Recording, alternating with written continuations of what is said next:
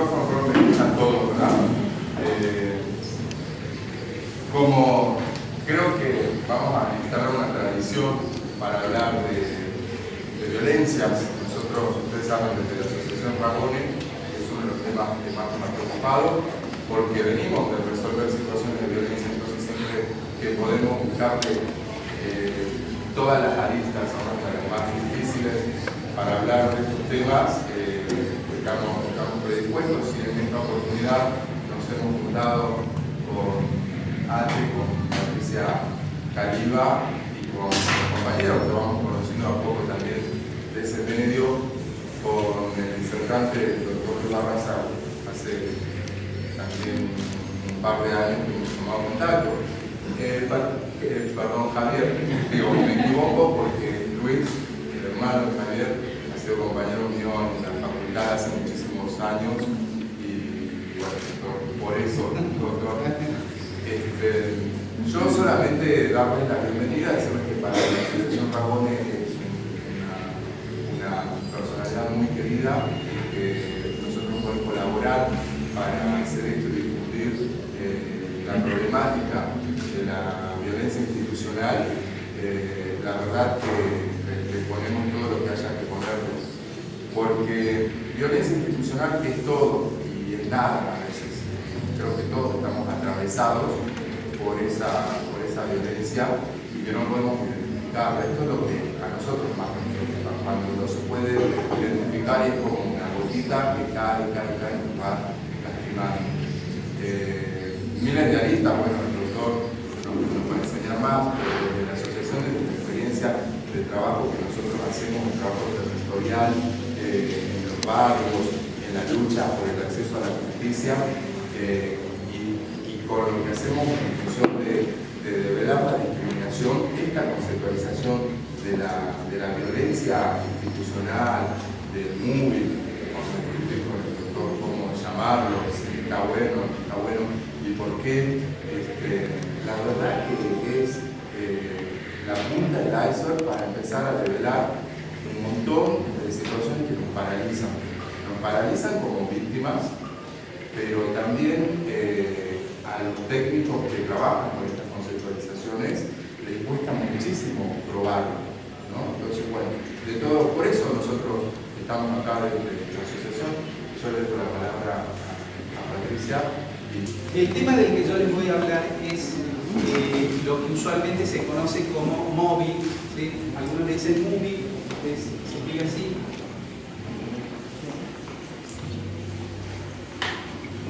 Que es un término que proviene del inglés, ¿sí? El término en inglés es mob, que quiere decir acosar o hostigar. Pero para mí el término correcto es torturas psicológicas en el ámbito de trabajo.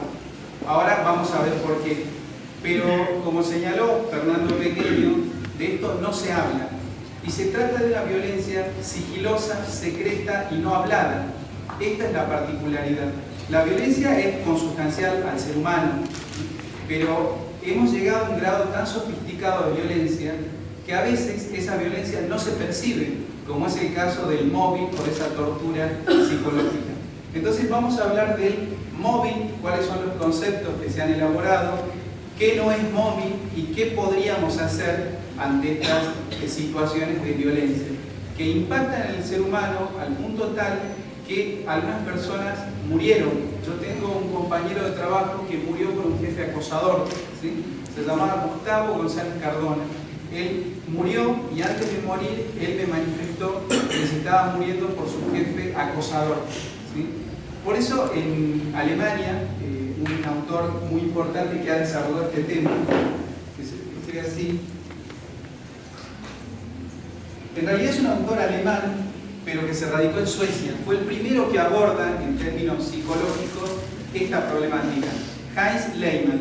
Y él decía que en el ámbito de trabajo es un campo de batalla donde una persona puede matar a otra sin necesidad de ser enjuiciada por un tribunal. Eso es lo que a veces ocurre en los ámbitos laborales.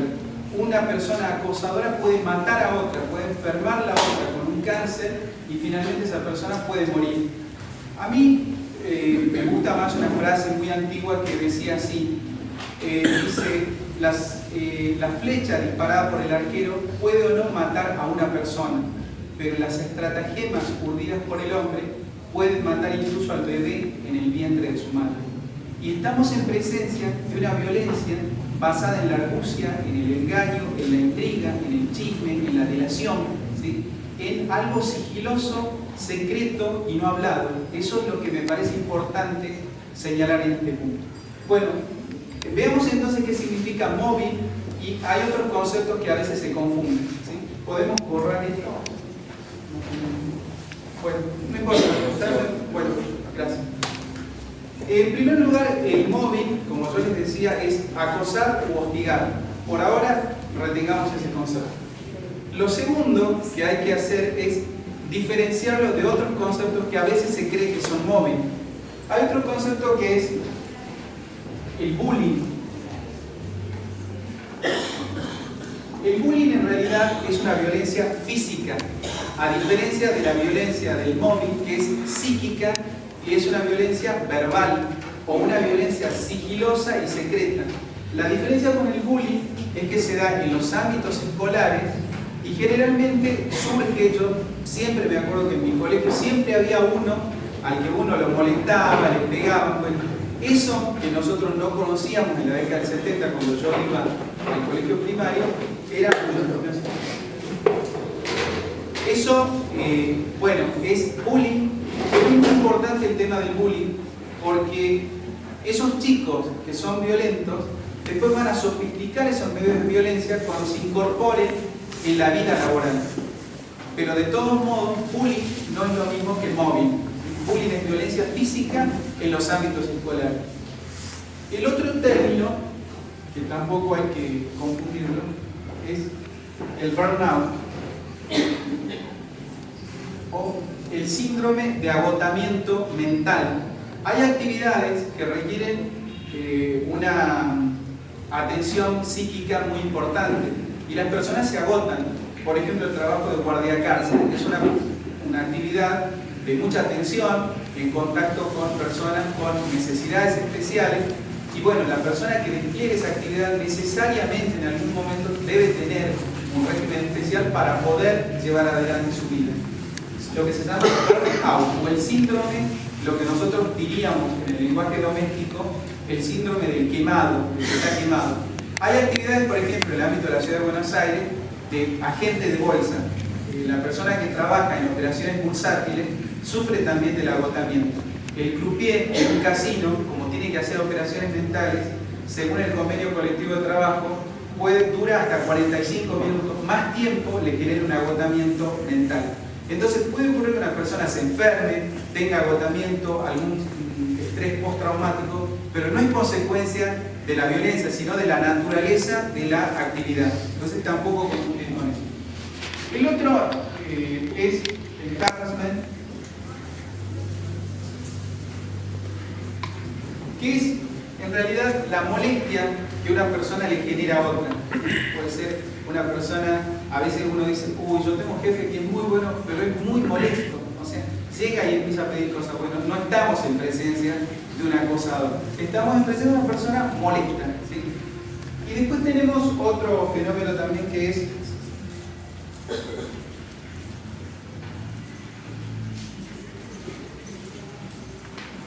el whistleblower, ¿sí? O es el que da la señal de alarma.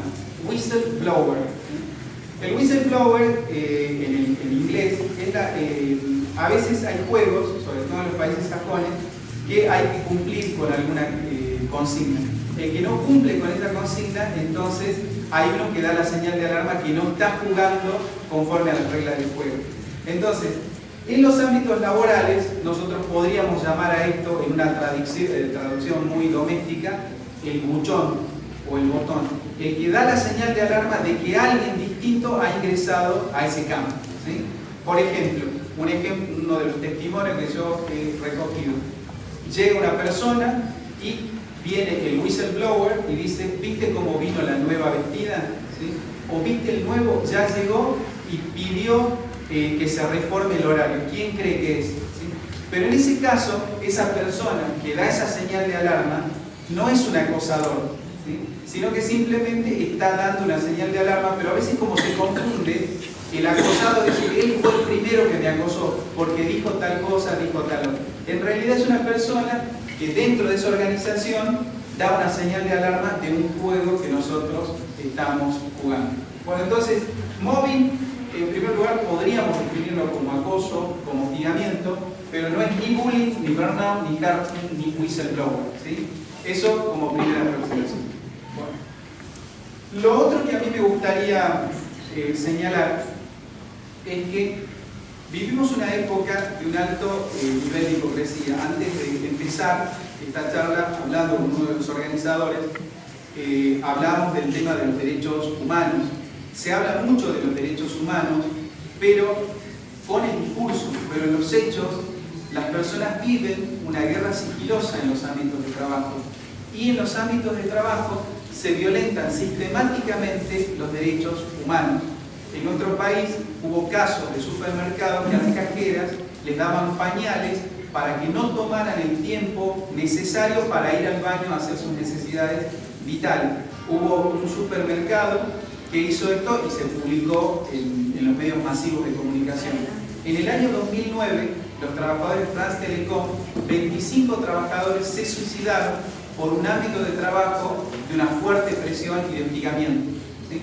25 personas que se suicidaron, salió en los medios masivos de comunicación, donde las personas que eran acosadas se suicidaban en los ámbitos de trabajo. Entonces, lo primero que hay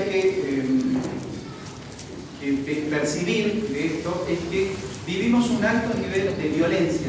La violencia en los ámbitos domésticos, la violencia en la calle y la violencia en el ámbito laboral. ¿Por qué el ámbito laboral va a estar exento de esa violencia que nos circunda? Este es el primer punto que deberíamos tener presente. El otro tema es que me parece que hay una gran indiferencia de la población cuando es al otro a quien se violentan en sus derechos. El ejemplo clásico que a mí me parece de una gran indiferencia es el trabajador de los shopping.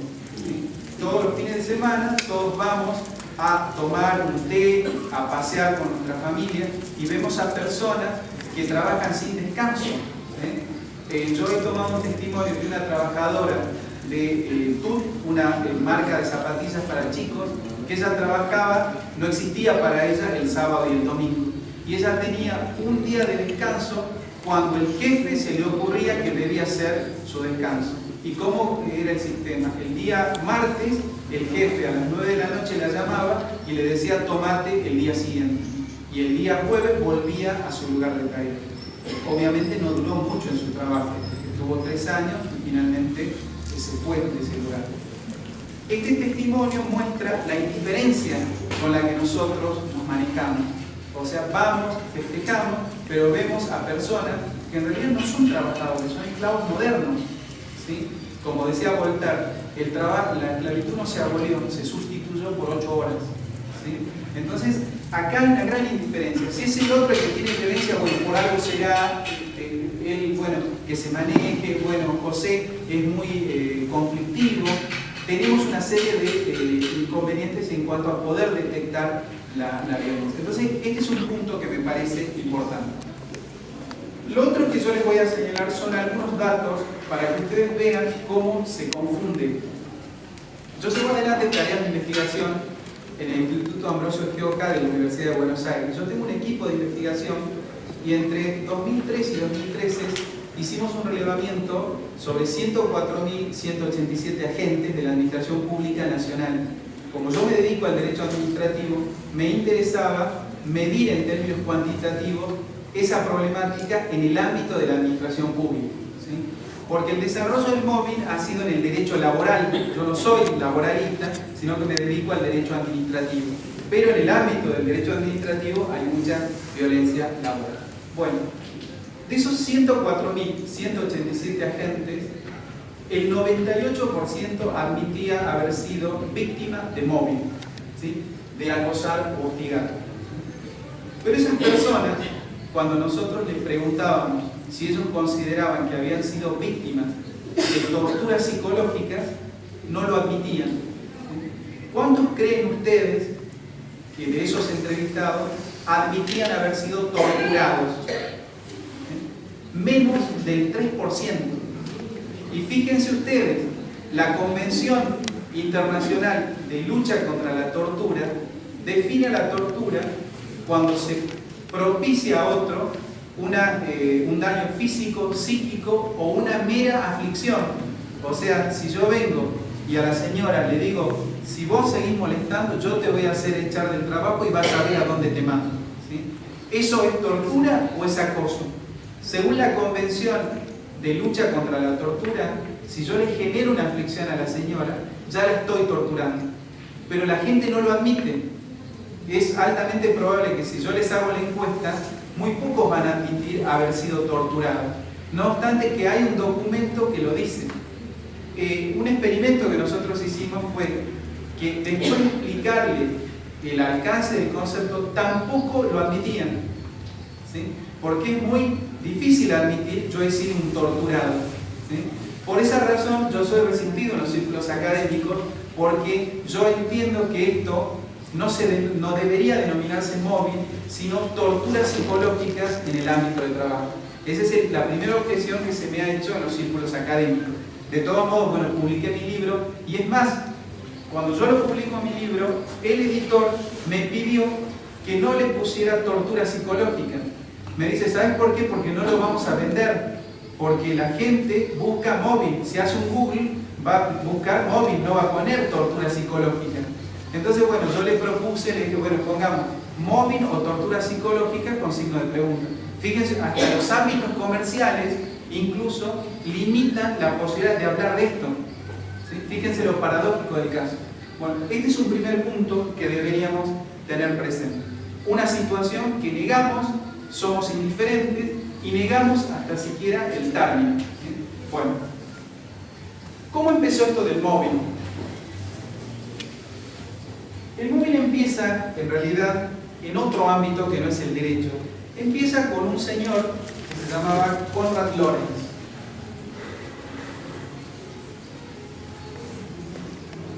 Konrad Lorenz no era abogado, no era psiquiatra, era médico, pero no estaba interesado en la persona humana. Él estaba interesado en los animales.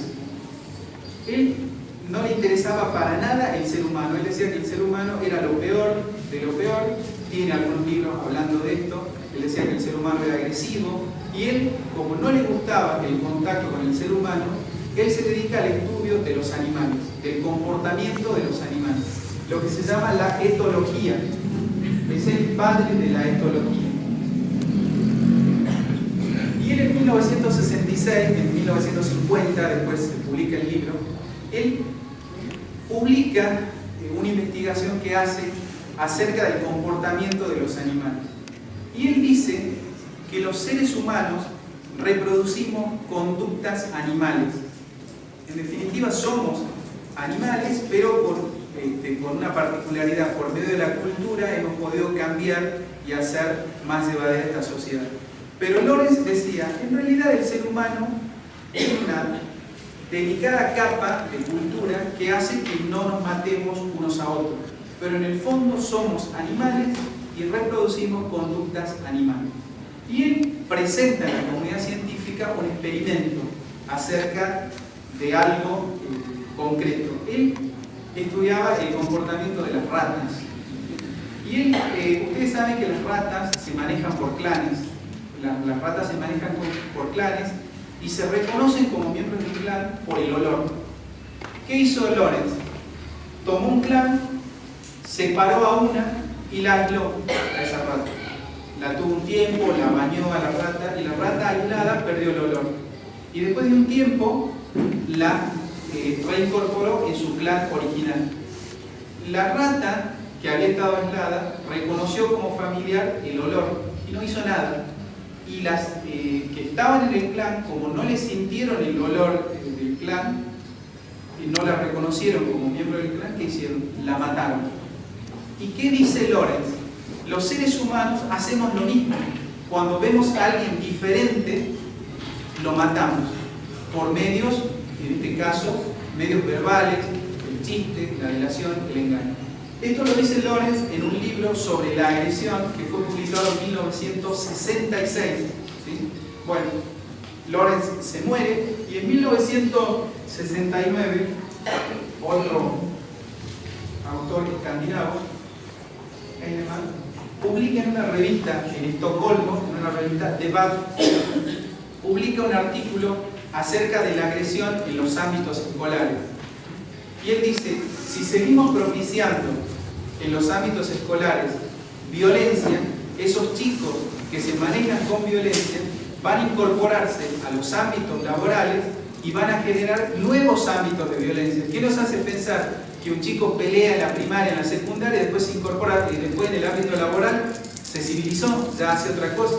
Sigue siendo violento por otros medios, pero con niveles de violencia mucho más. Entonces, Lorenz con su estudio de etología y Heinemann con su publicación en Debatt se mueren, y en 1990 este señor Lehmann, del que yo les hablaba, presenta en un congreso de Hamburgo por primera vez el término mobbing, ¿sí? Y él decía que en el ámbito laboral había mucha violencia, y esa violencia entre pares, de jefes a dirigidos, debía denominarse mobbing. Pero acá viene el problema. Primero que Lehmann era alemán y vivía en Suecia, y como no tenía un término, él ¿qué hizo? Acudió a la etología y tomó ese término. Seguimos repitiendo este concepto.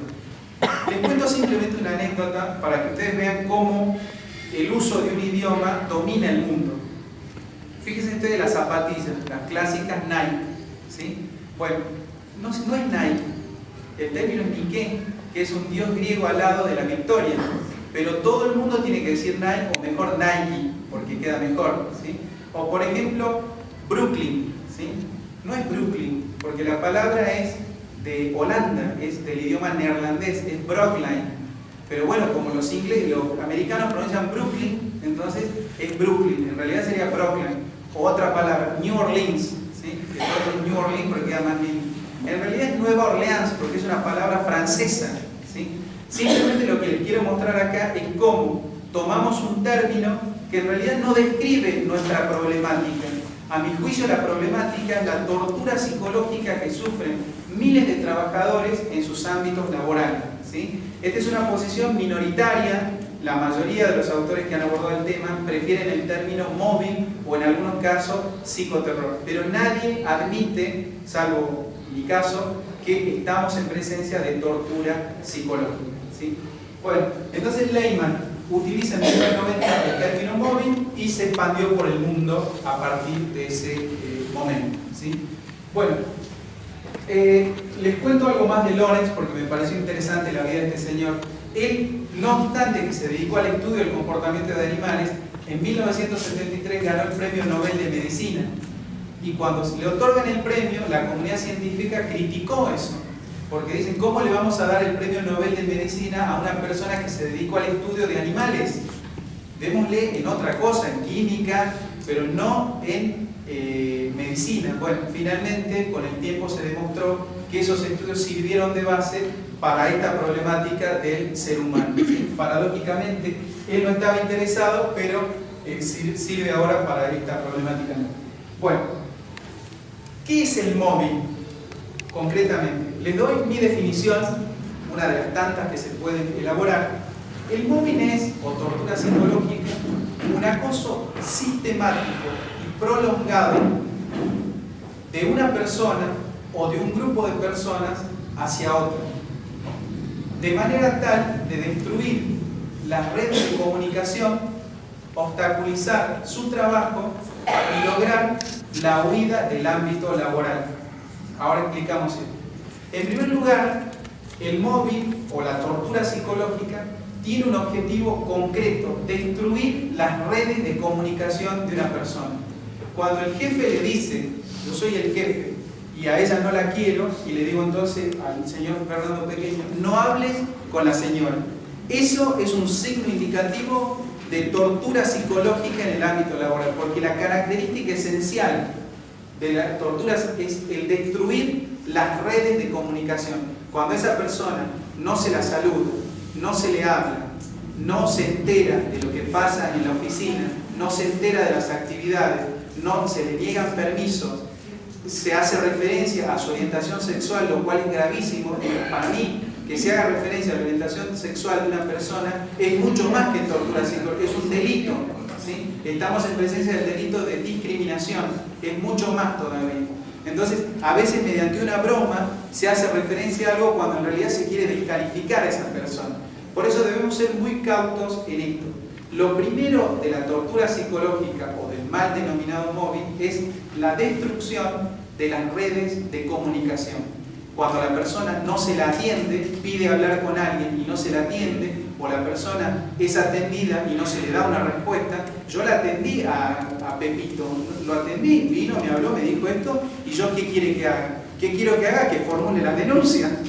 Eso es lo que quiero que haga el director de recursos humanos o el funcionario público encargado de esta cuestión, ¿sí? Entonces, tengan en cuenta esto, es un acoso sistemático y prolongado con el fin de destruir las redes de comunicación. No le hables, no se entera, tiene un trato inequitativo, todos llegan tarde menos esa persona que se le aplica el reglamento. Mirá, yo te quiero mucho, pero en realidad el reglamento dice que tenés que llegar a las 8, pero todos los demás llegan a 8:30. Bueno, disculpame, pero es el reglamento. Bueno, ese trato inequitativo es indicativo de la tortura psicológica, ¿sí? Bueno, entonces, en primer lugar es destrucción de redes de comunicación. Y acá es muy importante que sea sistemático y prolongado. Toda la doctrina admite que tiene que ser sistemático y prolongado, ¿sí? Sistemático una vez por semana y prolongado como mínimo 6 meses. Pero en realidad Lehmann, que es el primero en tratar este tema, nunca dijo que tenía que ser una vez por semana y durante 6 meses. La doctrina posterior incluyó que tenía que ser una semana y durante 6 meses.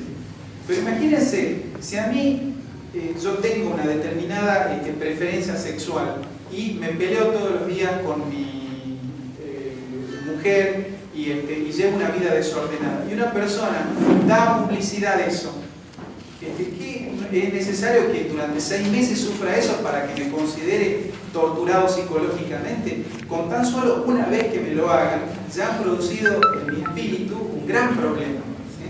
Bueno, entonces, por otra parte, no está en la obra de Lehmann esto, pero la doctrina posterior señala esto: una vez por semana y al menos por 6 meses.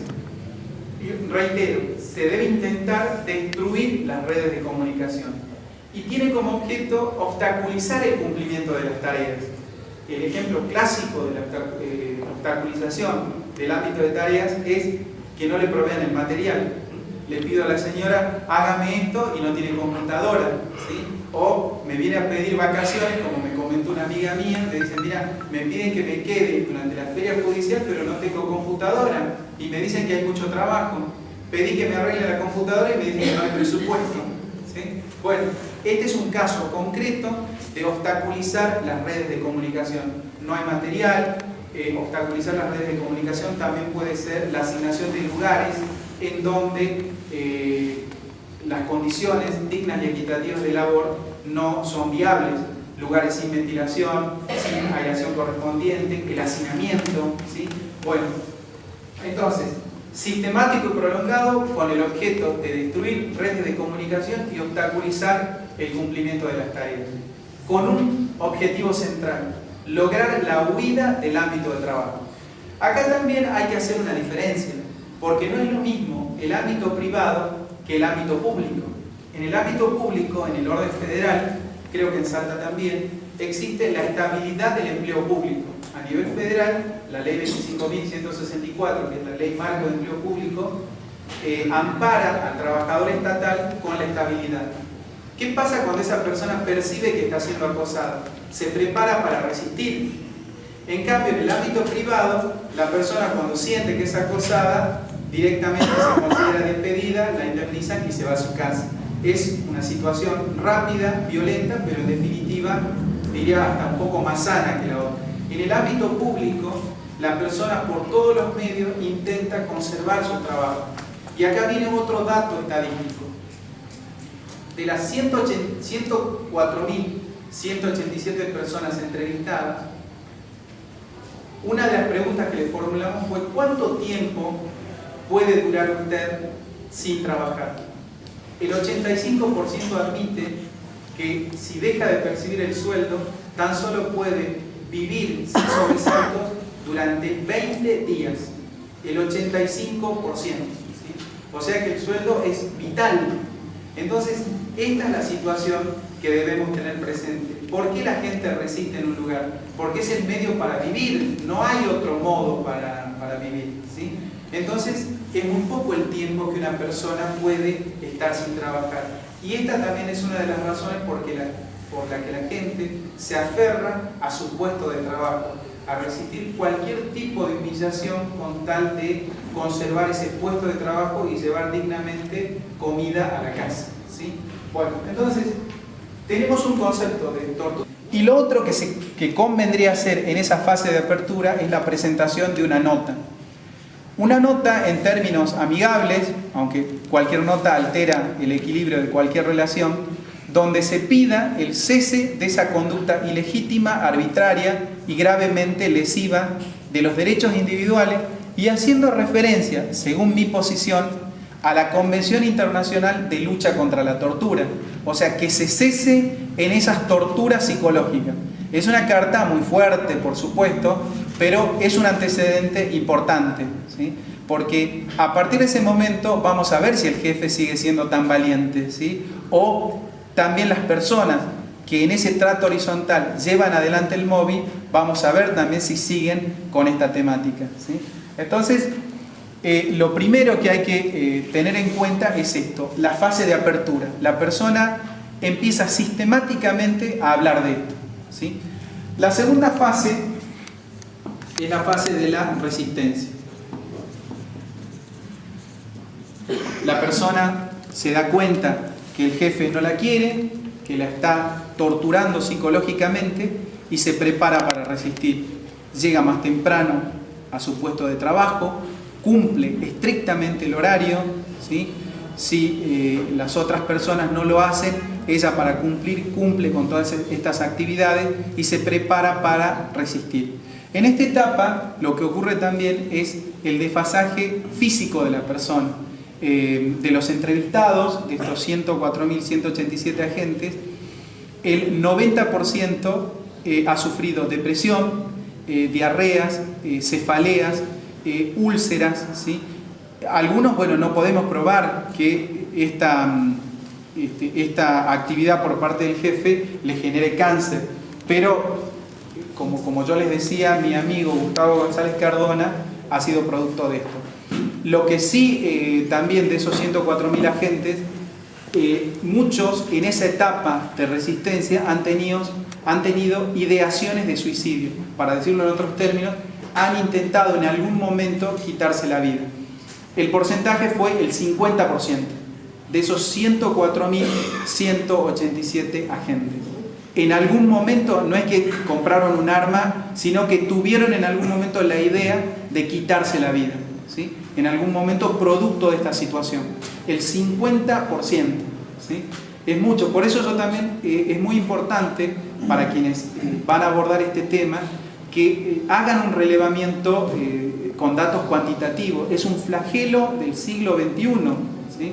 La gente muere por ámbitos laborales lesivos para el ser humano. Luego de la resistencia viene la etapa de, podríamos decir, una etapa de huida, ¿sí? Del ámbito de trabajo, donde la persona se enferma, empieza con los problemas clásicos, ¿sí?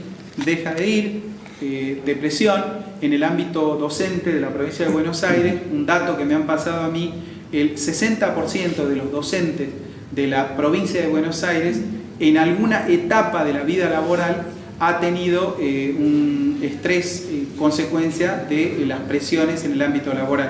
El sector docente es un sector que con muchos problemas. De hecho, el sector docente ha sido el primero en la Argentina que logró que se introdujera en el mundo del derecho administrativo el recurso jerárquico. El recurso jerárquico, que es el primer instrumento para el control de la administración, lo idea Bielsa en 1933, pero era un recurso para el ámbito docente. Y después, como tuvo mucha utilidad, se trasladó al derecho administrativo con el decreto del año 44, el decreto 7520 del año 1944. Pero fueron los docentes los que con su lucha introdujeron en el mundo del derecho administrativo el recurso jerárquico y que después dio origen a la Ley Nacional de Procedimientos Administrativos, ¿sí? Así que bueno, podrían ser ustedes los que hagan en el ámbito federal la primera ley de mobbing o de torturas psicológicas en el ámbito federal, porque a nivel federal no hay ley, ¿sí? En la Argentina no tenemos una ley que regule las torturas psicológicas en el ámbito laboral, no hay ley, ¿sí? Bueno, ese es un punto. Y finalmente, la cuarta parte, donde la gente finalmente, de la conclusión, donde la gente finalmente resigna su puesto de trabajo, ¿sí? Esto es lo que se llama espiral del mobbing, ¿sí? Ustedes lo van a encontrar de distintas formas, pero yo lo he modificado, esto de la espiral del mobbing, a los efectos de que me parece que estas son las fases de la espiral del mobbing. Bueno, el mobbing, ¿cómo se da en los ámbitos laborales? Lo usual, lo que se cree, es que la figura estelar del mobbing es el jefe. Pero el jefe no solo es el gran acosador, denominado de alguna forma. También pueden ser los pares, ¿sí? A veces no es el jefe, sino una persona lateral con un grupo de personas que responden a esa persona que llevan adelante esas tareas.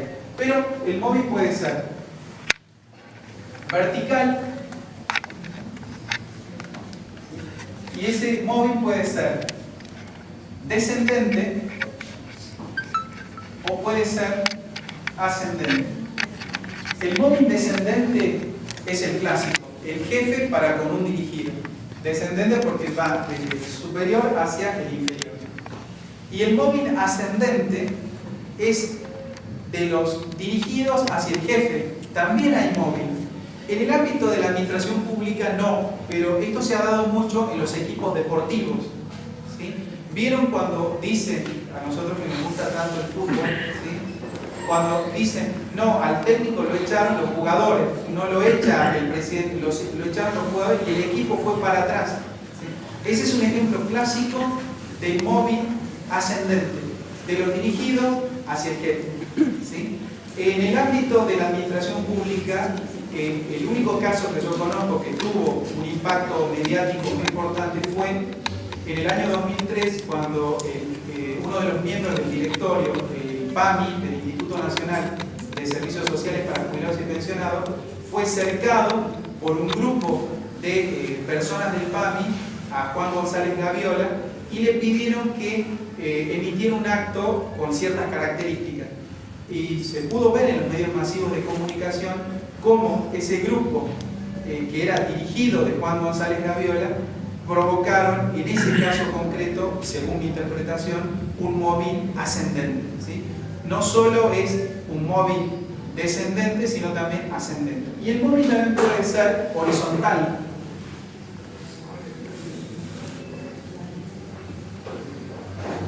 El horizontal es entre pares. El clásico ejemplo, vino esta, se descalifica a la persona. Es muy común, esto yo lo escucho mucho, es muy común que se descalifique a la persona por su preferencia sexual.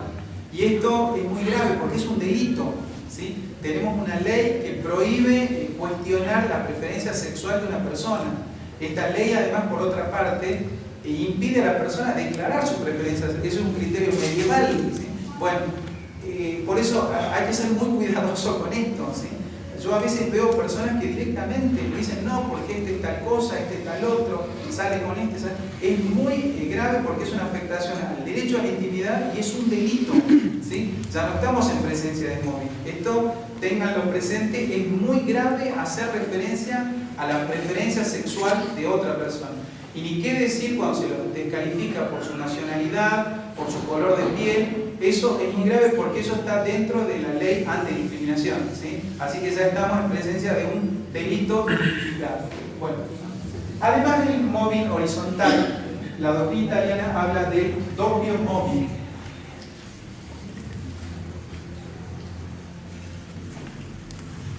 Porque el mobbing afecta no solo a la persona acosada, sino a la familia, ¿sí?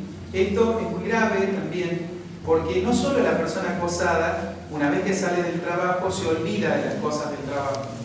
Entre las personas entrevistadas, yo recabé el testimonio de una persona que era el hijo de una persona acosada que finalmente había muerto y había ido a una charla. Yo di la primera charla hacia 1998, cuando empezábamos a hacer estos estudios, y un chico había ido por el padre que había muerto, pero que él entendía que el acoso que le habían hecho al padre también se lo habían hecho a la familia.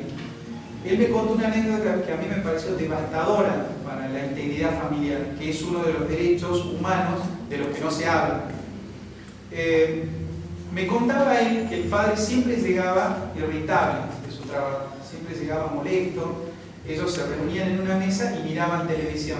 Entonces el padre criticaba a los medios, descalificaba a los periodistas, bueno, con términos irreproducibles. Bueno, después que terminaban la cena, después de eso el padre se iba a dormir.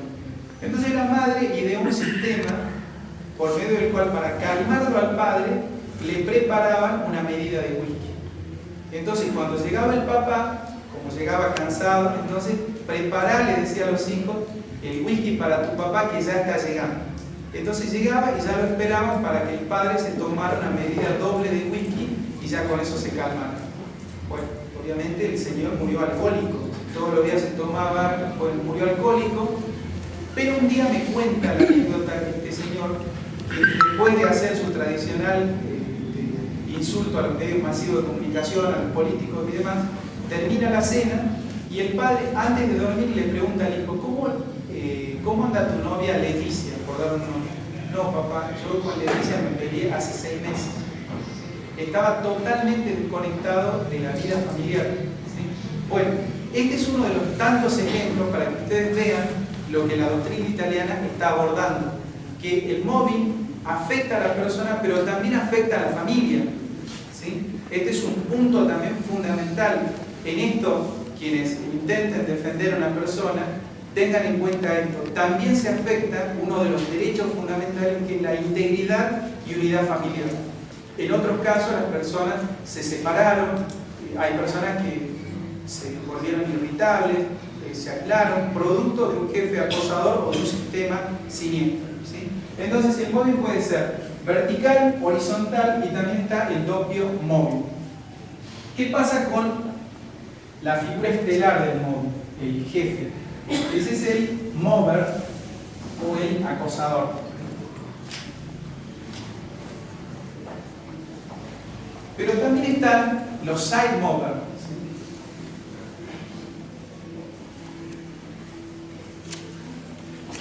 El side mover es la persona que no tiene poder formal, pero que en los hechos tiene mucho poder.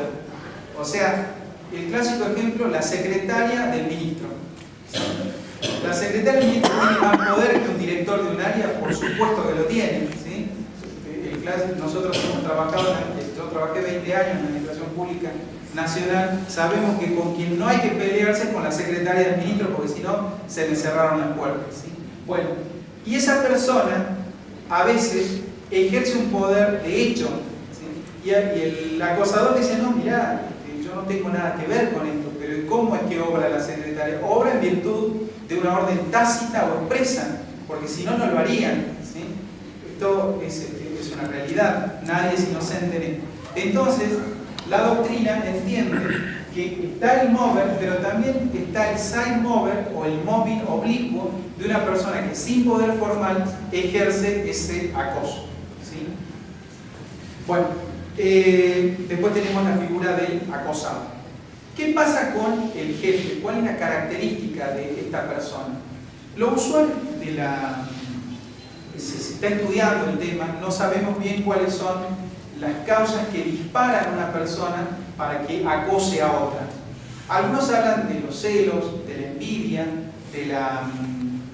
de un complejo de inferioridad, a veces el temor a perder el trabajo, porque lo que ocurre usualmente es que el acosado es una persona con alta pericia técnica y con un gran sentimiento de justicia. De los entrevistados, de los 104.187 agentes, un 89,8% admiten que lo que más les molesta de la vida son las injusticias. El acosado es una persona con un alto nivel de sentimiento de justicia, que se molesta cuando hay injusticia y por eso reacciona. Y tiene una particularidad: la mayoría de los acosados son personas preocupadas por la educación, preocupadas por querer aprender, preocupadas por capacitarse. Esta es una característica del acosado. Y el acosado es una persona con celos, con envidia y con un alto nivel complejo de inferioridad. Les cuento una anécdota para que ustedes vean que esto no es patrimonio de los pobres, como muchos dicen, que a veces el pobre es resentido y el rico no, o que el pobre tiene temor y el rico no. Esta es una anécdota, una historia real, de una persona que se llamaba Nicolas Fouquet. Nicolas Fouquet era el hombre más brillante de su época. Vivió en la corte de Luis XIV. Era excelente en el trato, era noble, era educado, era brillante, era inteligente. Y junto con Fouquet había otra persona que se llamaba Colbert, famoso por su mediocridad y famoso por ser un obsecuente. ¿Sí? Bueno, entonces se produce una vacante y Fouquet aspiraba al cargo de ministro de Finanzas de Luis XIV. Se produce la vacante y él, para congraciarse con el rey, organizó una fiesta. Y para organizar esa fiesta, como tenía mucha plata, mandó a construir un palacio. Manda a construir un palacio, organiza una fiesta donde convoca al creador de la crema chantilly, que era Vatel. ¿Sí?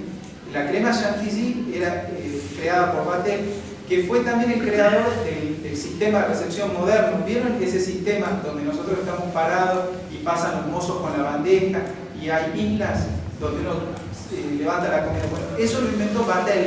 ¿Sí? Hay una película con Gerard Depardieu sobre este personaje. Es el creador de la gastronomía moderna. Entonces Fouquet lo invita a este señor, hace 7 platos, trajeron paisanes de la India, hubo una obra de Molière que se representó ese día y se estrenó en homenaje al rey. La fiesta salió excelente, la gente lo admiraba a Fouquet y lo opacó al rey. Al otro día, después de la fiesta, ¿qué hizo Luis XIV? Lo mandó a arrestar y murió preso, no obstante que él le hizo una fiesta en homenaje al rey. ¿Sí?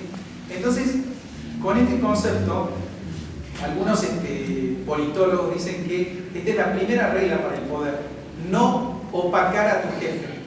¿Sí? Para acceder al poder, la primera regla es no opacar a tu jefe. Si nosotros lo vemos con otros valores, el problema es el complejo de inferioridad del rey, en este caso de Luis XIV. ¿Sí? Y a veces uno, por ser generoso, por querer gestionar mejor el interés general, dispara sentimientos del jefe que son devastadores. Y uno dice, pero mira, yo siempre trabajé, cuando él me pidió, yo hasta le traje un libro para que se pudiera solucionar este tema. Y cuando faltó una computadora, traje una computadora mejor de mi casa. Bueno, todo eso disparó sentimientos de inferioridad, sentimientos de que él se sentía menos. ¿Sí? Bueno, esto simplemente se los cuento porque a veces en la vida cotidiana uno hace cosas buenas y después se pregunta ¿por qué? Si yo hice todo bien y ahora no me quieren. A veces se disparan estas cosas. Bueno, entonces, ¿qué pasa con el móvil respecto de nuestro sistema? ¿Qué hemos hecho para solucionar esto? En nuestro país no hay una ley. Hablo del orden federal, no tenemos una ley.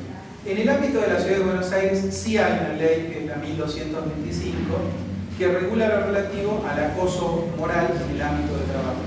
No se habla en esa ley de tortura psicológica. ¿Sí? ¿Por qué yo hablo de tortura psicológica? Porque yo entiendo que una tortura es fundamentalmente, y siguiendo la Convención de Lucha contra la Tortura, infligirle a otro un padecimiento. Si yo digo a una persona, seguí así y te voy a mandar a trabajar a Abra de San Antonio, donde tengo una amiga que es maestra, bueno, entonces seguí trabajando así y te voy a mandar a Abra de San Antonio, donde para llegar mi amiga tiene que ir hasta La Quiaca, de ahí contratar una camioneta, llega hasta Santa Victoria y le va caminando 7 horas hasta su colegio. Entonces, bueno, vos seguís así, te voy a mandar ahí. Eso para mí es una tortura psicológica. Yo lo tomo este concepto, como les decía, de la Convención de Lucha contra la Tortura, ¿sí? Esto es una tortura psicológica. Si ustedes miran la historia de la humanidad, la tortura era en definitiva, en algunos casos, el sufrimiento sistemático de algo. Por ejemplo, ¿qué diferencia hay entre asignarle a una persona tareas repetitivas y mecánicas hasta agotarla, de la tortura conocida como los molinos de sangre, donde un esclavo daba vueltas alrededor de la molienda de trigo y si no daba vueltas le pegaban un latigazo? ¿Cuál es la diferencia con una cajera de un supermercado que tiene que pasar el producto 8 horas sin moverse de ese lugar? O personas que tienen que controlar el numerito de algo durante 8 horas y esa persona tenía un título profesional. No hay ninguna diferencia, ¿sí? ¿O qué diferencia hay entre una tortura de la época medieval conocida como la cigüeña? La cigüeña es una tortura por medio del cual se ataba a la persona de los tobillos y de las muñecas en posición como una cigüeña y al cabo de unos minutos la persona sufría calambres y se enloquecía del dolor.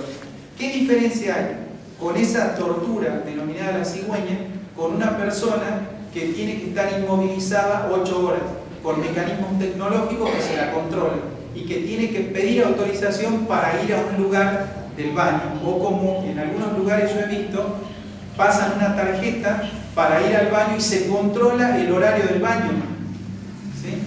O no pueden salir porque si no tienen que compensar, entonces entre todos dicen, bueno, la vamos a mandar a ella que compre, vos comprame que es una milanesa con puré, bueno, hace un pedido para todos porque no pueden salir.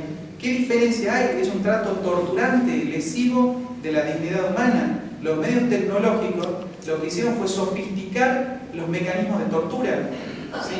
Bueno, entonces a mí me parece que estamos en presencia no de mobbing, sino de torturas psicológicas. En nuestra jurisprudencia, el primer caso que se conoce es el caso Dufay, de la provincia de Río Negro. Este es el primer caso de nuestra jurisprudencia donde se admite por primera vez el mobbing o tortura psicológica. Este caso yo lo tomaría con ciertas reservas, porque si ustedes ven el caso, ya les hablo en términos jurídicos, no contiene un desarrollo jurídico y científico para considerar una verdadera sentencia. Si ustedes ven las citas del fallo, tiene citas de internet.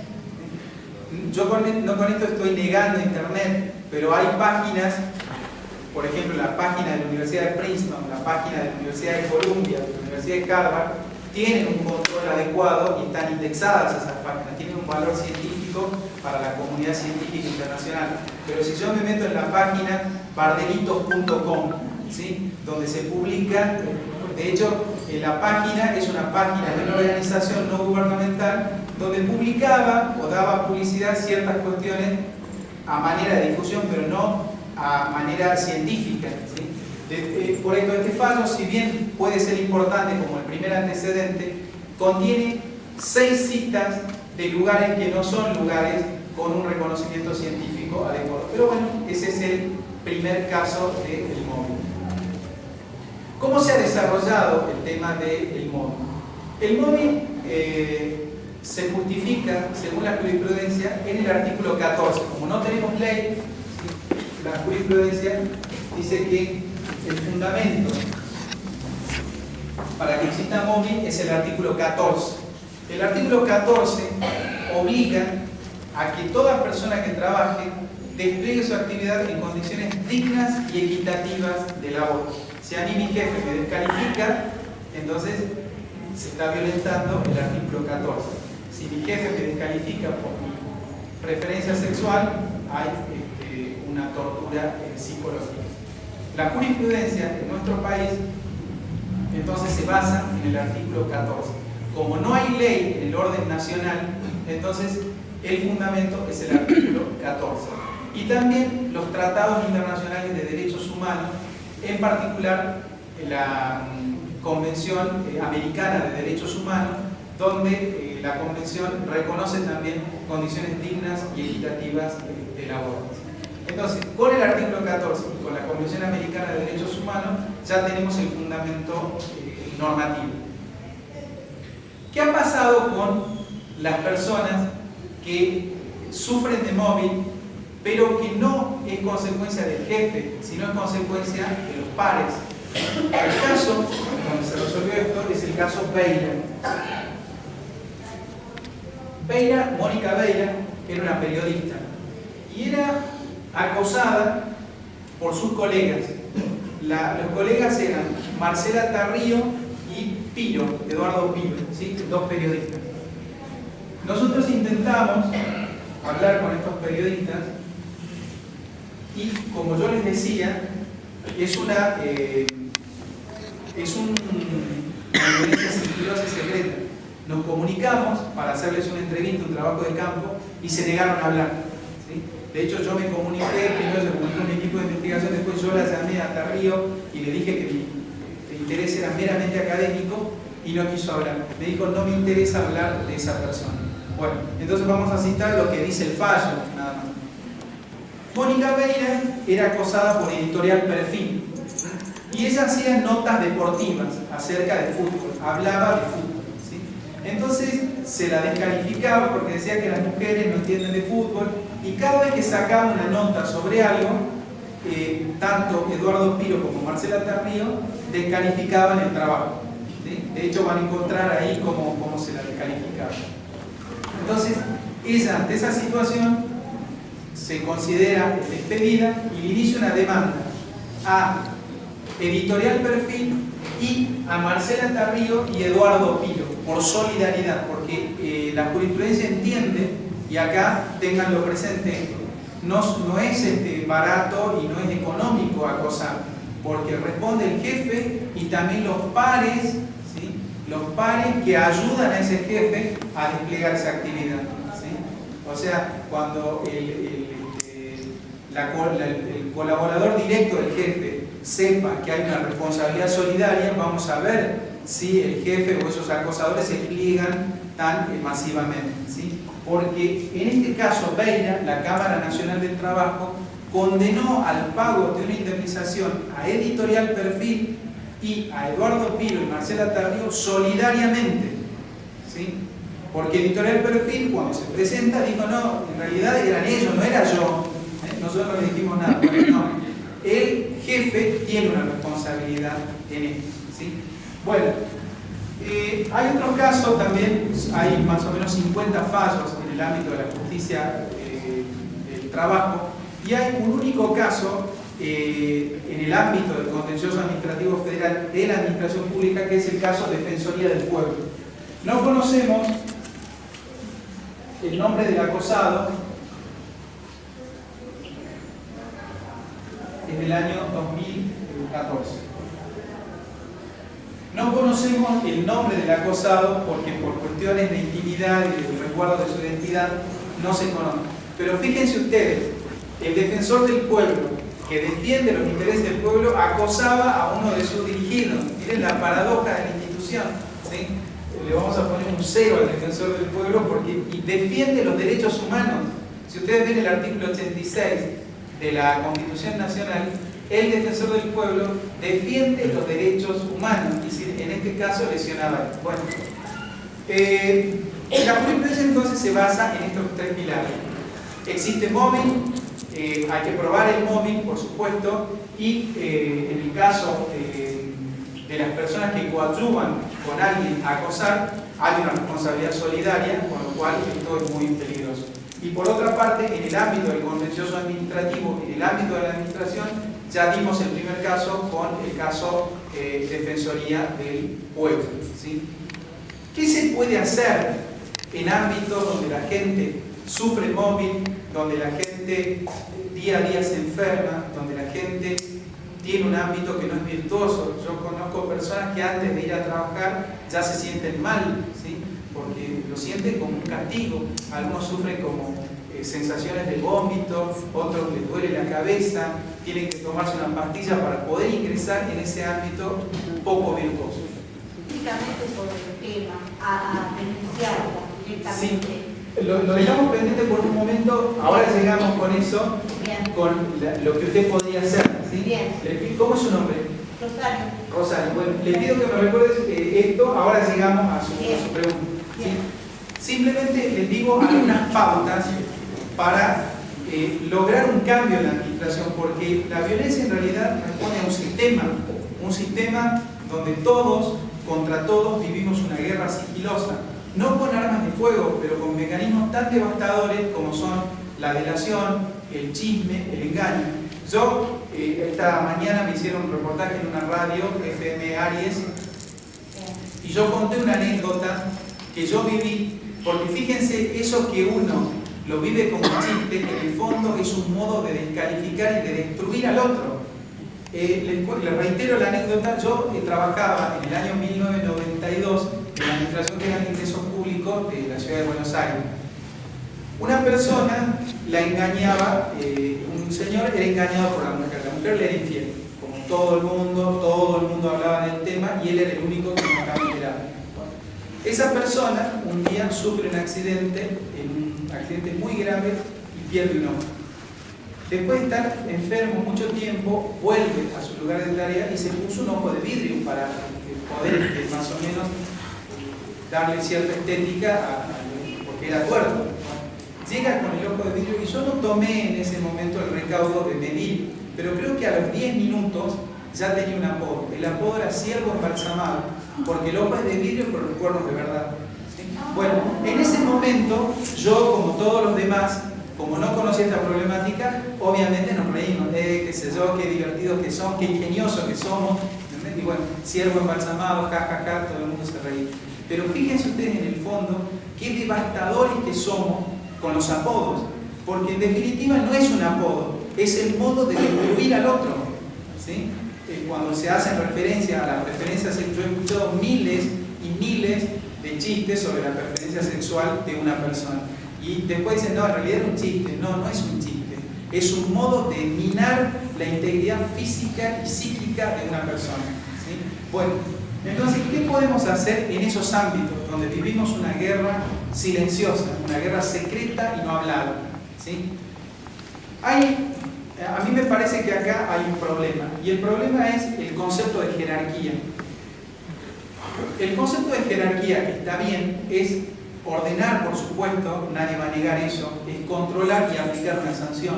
Todos los jefes deben tener esas potestades, pero juntamente con esas potestades deben tener también la potestad de motivar a sus recursos humanos y capacitarlos. Yo les hago esta pregunta, ¿sí?, para que ustedes se la contesten interiormente. ¿Alguna vez un jefe les preguntó acerca de sus sueños, de los sueños que tienen por cumplir? Nunca, ¿sí?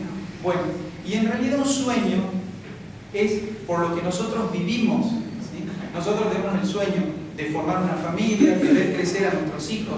Los sueños no están en el dinero como muchos creen. A mí, muchos entrevistados jefes me dijeron, bueno, si no está motivado hay que subirle el sueldo. No es así, porque somos seres sensibles que no nos movemos por dinero. El dinero es importante, por supuesto, pero lo trascendental no está en el dinero. ¿Y qué es un sueño? Un sueño de ninguna manera quiere decir ganarse la lotería. Un sueño es una calibración exacta entre ambición y posibilidad. Cuando uno decide estudiar una carrera universitaria y ser abogado, eso es un sueño, ¿sí? Busco a las personas adecuadas que me ayuden para eso, me esfuerzo para eso y al cabo de unos años hago realidad ese sueño. Pero un sueño, reitero, es una calibración exacta entre ambición y posibilidad. Como nunca un jefe les preguntó por un sueño, en Estados Unidos se está llevando adelante en las organizaciones privadas lo que se llama el gerente de sueño o el Dream Manager. ¿Y qué hicieron los americanos? En una empresa de limpieza, ustedes saben que en Estados Unidos los que limpian, los que se dedican a empresas de limpieza son latinos, ¿sí? ¿Y qué pasaba? En una empresa, en Estados Unidos además no hay indemnización por despido. Una persona trabaja en un lugar y si el jefe quiere me echa al otro día y no me indemniza. Bueno, ¿qué pasó? En una empresa la gente tenía mucha movilidad y en Estados Unidos cuando una empresa tiene mucha movilidad la gente no va. ¿Por qué no va? Porque sabe que al otro día lo van a echar. Entonces la empresa, ¿qué hizo para reducir esa movilidad? Empezó a elevar los sueldos. ¿Cuál es la respuesta? Si la gente está desmotivada y se va, subimos los sueldos. Y llegó un momento que pagaban los mejores sueldos de Estados Unidos, pero la gente se seguía yendo. Entonces dijeron, bueno, hay que ver cómo le gestionamos el sueño. ¿Y saben cuáles eran los sueños de los latinos? Lograr que el hijo hablara inglés y se insertara en la sociedad estadounidense. ¿Qué pedían? Pedían tener un transporte que los llevara y los dejara directo en el lugar de trabajo, ¿sí? ¿Y qué pedían otros? Pedían estar más tiempo con la familia, o sea, ir a un trabajo más cerca para poder estar cerca de la familia y poder compartir un poquito más, ¿sí? Bueno, con este sistema en las empresas privadas, con el Dream Manager o el gerente de sueños, los estadounidenses lograron reducir la movilidad de ciertas empresas. ¿Se podría aplicar esto en el ámbito de la administración pública? Es probable que no, porque muchos pueden llegar a criticar esto. Pero bien podríamos debatir, porque estamos desmotivados. ¿Por qué ocurre que no nos gusta el trabajo? Y como dicen muchas personas, yo en realidad el trabajo es un sueldo. Por mi trabajo, mi vida no pasa por el trabajo. ¿Cómo que no pasa? Si vivimos prácticamente todo el día en el trabajo. Es una mentira eso, que no pasa en nuestra vida por el trabajo. Bueno, este sería un punto para ver. Yo les hago a todos ustedes un test de sueño. Si quieren, anótenlo y mientras más preguntas afirmativas contesten, más cerca del sueño están. No es para que me lo contesten a mí, sino para que se lo contesten ustedes interiormente cuando estén solos y van a ver qué difícil que es responder estas preguntas. Simplemente les dejo este test que lo podríamos aplicar en un ámbito adecuado. Nosotros estamos haciendo la experiencia piloto en algunas universidades con el personal no docente, ¿sí? Yo soy director de la Universidad Abierta Interamericana y estamos haciendo la experiencia piloto con este test de sueño, ¿sí? Bueno, recuerden, un sueño no es de ninguna manera querer ganarse la lotería. La primera pregunta es la pregunta de la propiedad.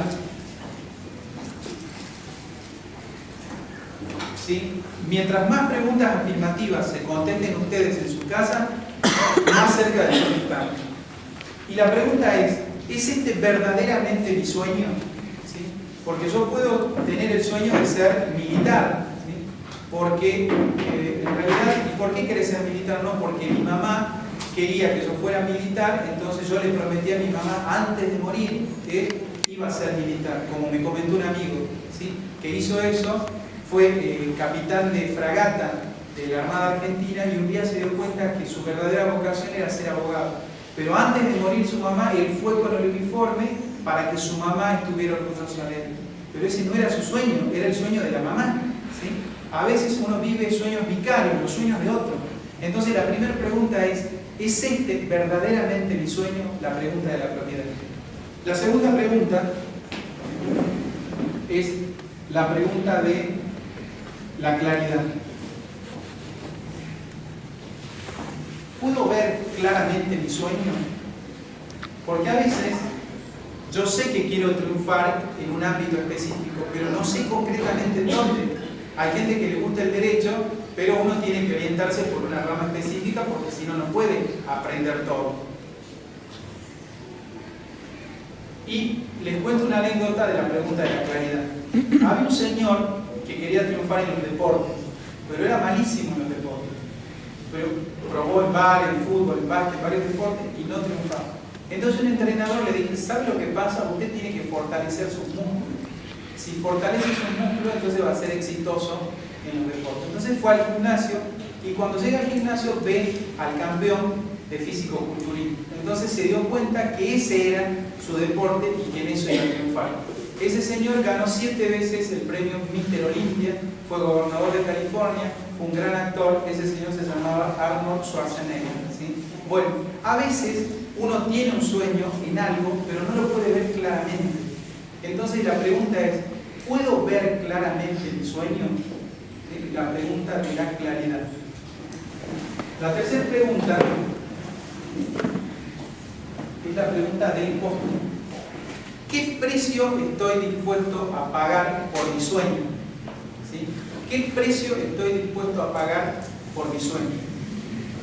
Yo he conocido personas que dicen, a mí me gustaría ser licenciado en algo, pero que me lo pague el ministerio. Bueno, no están dispuestos a pagar su educación. Fíjense la contradicción. Pretenden que otro le pague su sueño. ¿Sí? Bueno, entonces, ¿qué precio estoy dispuesto a pagar por mi sueño? En algunos casos hay personas que están dispuestas a pagar con la vida. ¿Sí? Mandela, por su sueño de libertad de Sudáfrica, estaba dispuesto a pagar con su libertad y con su vida. ¿Sí? Entonces ustedes verán, si tienen un sueño, qué precio están dispuestos a pagar por ese sueño. Algunos ni siquiera quieren pagar con el fin de semana. Algunos, yo estudio de lunes a viernes, pero sábado y domingo salvo a mi amigo. Así que, entonces, bueno, y entonces el sueño hay que calibrarlo porque es un sueño más chiquitito. La fórmula acá es a mayor esfuerzo, mayor éxito. A menor esfuerzo, menor éxito. Si uno no está dispuesto a pagar un costo alto, bueno, que busque un sueño más chiquitito, ¿sí? Porque los sueños grandes requieren un precio muy alto, ¿sí? Algunos dejan la familia, se van a otro lugar, hacen un montón de cosas por ese sueño, ¿sí? Entonces, ¿qué precio estoy dispuesto a pagar por mi sueño? Y por otra parte, la cuarta pregunta es la pregunta del personal. ¿He involucrado a las personas adecuadas para cumplir mi sueño? La pregunta del personal. Porque solo no lo podemos hacer. Cuando uno inicia una carrera universitaria, nuestros padres nos sostienen económicamente para poder llevar adelante esa carrera. Nos hacen la comida, nos buscan algunas cosas, pero hay un montón de personas que nos ayudan en ese sueño. Y tenemos que ser lo más cautos posible como para involucrar a las personas adecuadas en el cumplimiento de ese sueño. ¿Sí? Yo quiero ser abogado, pero me reúno con un grupo de personas que no estudian y no es un personal adecuado. O quiero hacer deporte, pero me reúno en un grupo de personas que son obesos y que se reúnen a comer. Y es muy difícil que pueda hacer deporte. Entonces hay que involucrar a las personas adecuadas para cumplir mi sueño. ¿He involucrado a las personas adecuadas en el cumplimiento de mi sueño? Sí, la pregunta del personal. La quinta pregunta es la pregunta de la trascendencia, podemos llamarla, del interés social. Cuando cumpla mi sueño, con esto va a beneficiar a la sociedad cuando cumpla mi sueño. Porque yo en realidad mi sueño es ser narcotraficante. Entonces, y eso no va a beneficiar mucho a la sociedad. Entonces, la quinta pregunta es, cuando cumpla mi sueño, ¿eso será útil para la sociedad? Porque otros pueden querer, no sé, mi sueño es tatuarme todo el cuerpo. Sí, puede ser muy lindo por un sentimiento estético que tengo, pero no es útil para la sociedad. ¿Sí? Esa es una pregunta también importante. La otra pregunta es la pregunta de la felicidad. Cuando se cumpla mi sueño, ¿voy a ser la persona más feliz del mundo? ¿Sí? Cuando se cumpla mi sueño, ¿voy a ser la persona más feliz del mundo? ¿Sí?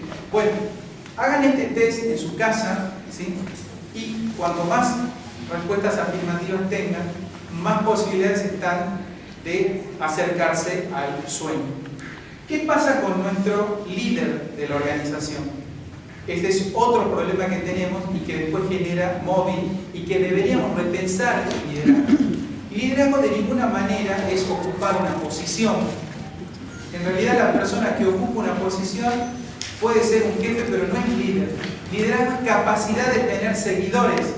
Y cuando una persona la visita a otra persona, cuando esa persona, la gente le agrada estar con esa persona y la van a ver y la saludan, esa persona es el líder de la organización, no el jefe al que no saluda a nadie o que uno saluda por una cuestión de cortesía y de un respeto jerárquico. Pero el líder, quien es líder, es quien tiene capacidad para tener seguidores. Una anécdota. Una señora hace mucho tiempo se preocupó por los leprosos y entonces decidió que a los leprosos había que levantarlos de la calle donde estaban tirados y se morían y llevarlos a un hospital. Y decidió hacerlo sola porque todos decían lo que hace no tiene ningún sentido si la gente se va a morir. ¿Para qué los lleva al hospital y encima se va a contagiar? Y esa persona decía, no, yo en realidad tengo que hacer algo por los leprosos. Y empezó sola levantando leprosos. Al año siguiente se le une una segunda persona y juntas, dos mujeres muy valientes, empezaron a levantar leprosos en las calles de Calcuta. Y finalmente esa señora, que se llama Teresa de Calcuta, tiene en el mundo alrededor de 100.000 seguidores activos y más de 40 millones de personas que adhieren a las ideas de la Madre Teresa de Calcuta. En definitiva, liderazgo es capacidad para tener seguidores. Pero ¿cuál es el problema? Que las personas que ocupan una posición creen que son líderes y en realidad no lo son. Y la persona que tiene capacidad para tener seguidores, como no ocupa una posición, cree que no está siendo líder. Entonces, producto de esa confusión es que no tenemos organizaciones donde prime un verdadero liderazgo. El otro problema que yo veo en la administración pública es la falta de integridad de los líderes. Y la integridad es muy importante. Se requiere integridad para mandar en una organización administrativa como se requiere integridad para mandar en una pandilla de narcotraficantes.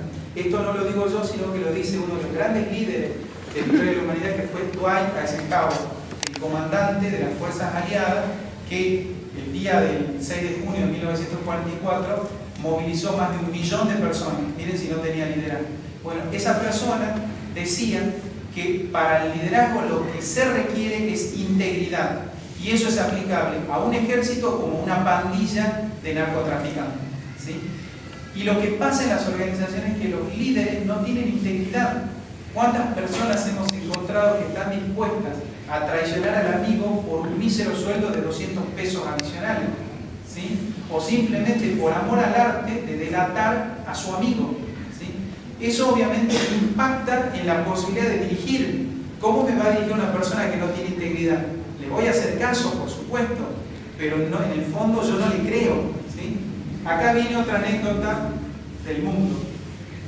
Había una vez un señor que en Alemania vivía con su familia de origen judío, practicaba la religión judía y este señor quería mucho a su papá porque era una persona religiosa, muy buena y muy buena con la familia.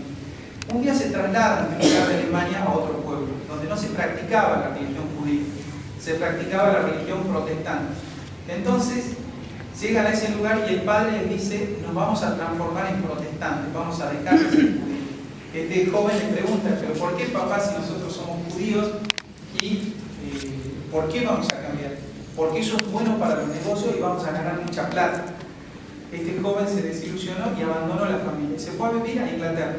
Y en Inglaterra empezó a pensar en un mundo sin religión, en un sistema económico que cambiara el mundo y siempre odiando a la religión. Ese señor fue el que algún día dijo: la religión es el opio de los pueblos. Ese señor se llamaba Karl Marx. Y el sistema político marxista se sigue estudiando en el mundo y sigue impactando en el mundo. Fíjense cómo un padre sin integridad ni valores impacta en una persona y cómo ha impactado en el mundo el marxismo. ¿Sí? Entonces, ¿cómo no va a impactar un jefe que dice una cosa y hace otra cosa? Un jefe que miente, un jefe que falta la palabra. Integridad no es ser un santurrón que va todos los domingos a la iglesia. Integridad es decir y sostener y tener coherencia en la conducta. De ninguna manera se relaciona con la religiosidad. En nuestro mundo moderno y en las organizaciones de los países de Europa continental y de Estados Unidos, preocupados por el tema del móvil, lo que están haciendo es llevar adelante ejercicios éticos y filosóficos para mejorar la conducción, ¿sí?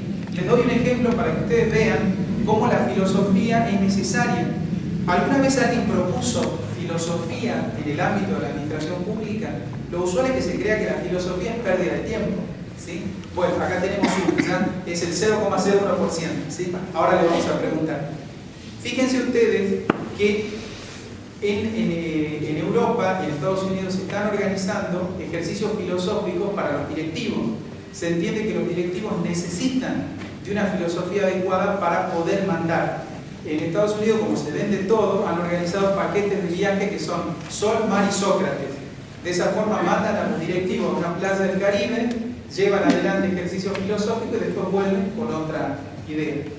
Les doy un ejemplo de un ejercicio filosófico para que vean cómo la vida nuestra está guiada por la filosofía.